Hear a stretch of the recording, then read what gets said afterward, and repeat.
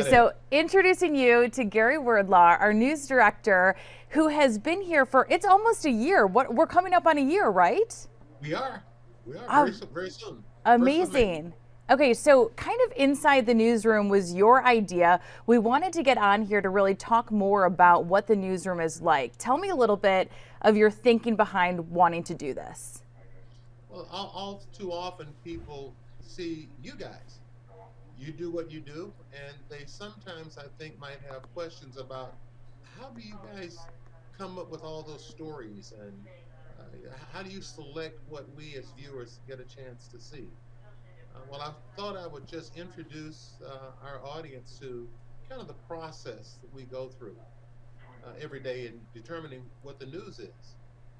We actually edit out more information than we can obviously edit in because we only have certain periods of time throughout the day, broadcast wise, to be able to do that.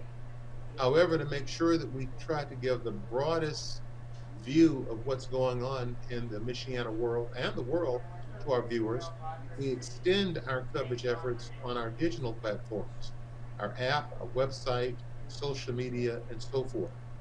But inside the newsroom, we have a meeting every day, and everybody who's an editorial person gets to weigh in on what he or she thinks we ought to be covering in any particular day. As the news director, I'm kind of like the coach.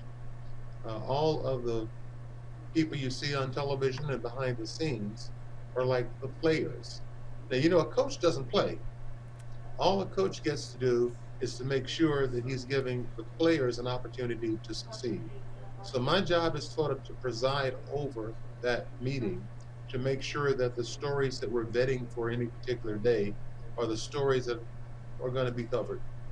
And these stories come in, they're generated in so many different ways. The biggest way, though, is our reporters, our staff living in Michiana with their ears wide open. And we listen to what our viewers tell us. We have a very active website where people will often send us story ideas, and those story ideas translate back to things that are affecting the people in Michiana. What happens in Elkhart County may not necessarily be something that's going to affect the people of South Bend, but if you start looking at all the stories themselves, that common thread, that common element could in fact affect everybody.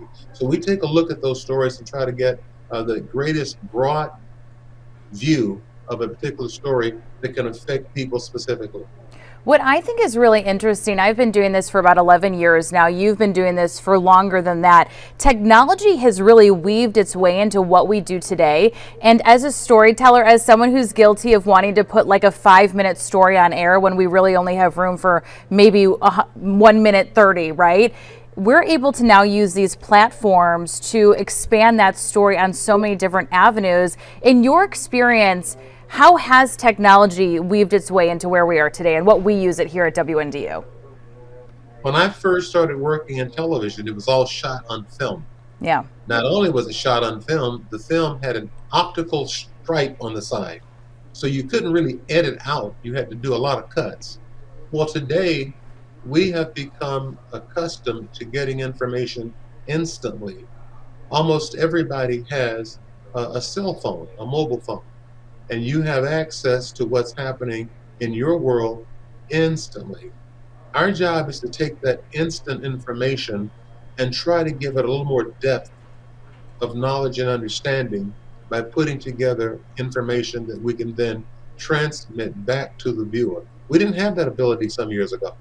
Now you get it right now, you want it right now, and so we've had to accommodate your taste by making, as you say, those 5-minute stories a lot shorter so we can get more of them on in any specific given period of time.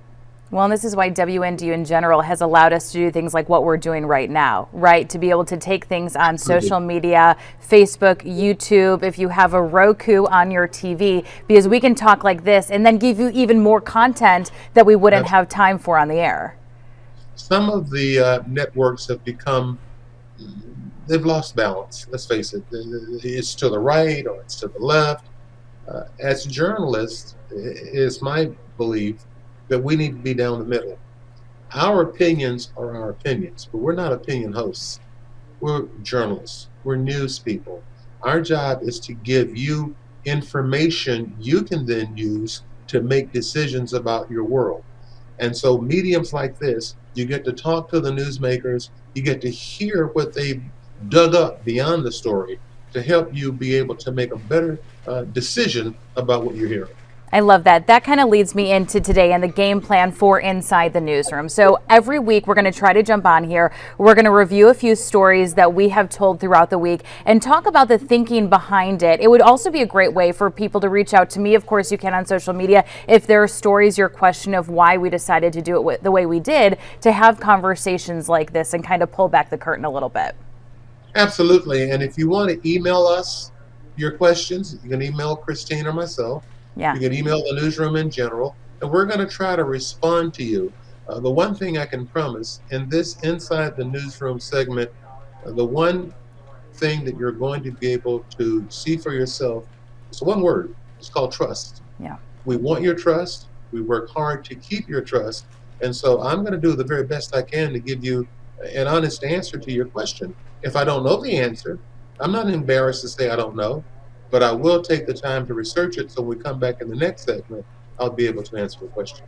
Well, speaking of the topic of morning meetings, we are getting ready for one right now, so we'll let you go. I'm so excited. Thank you for coming up with this idea and letting me be a part of it. So next Friday, we'll bring some stories and we'll talk even more.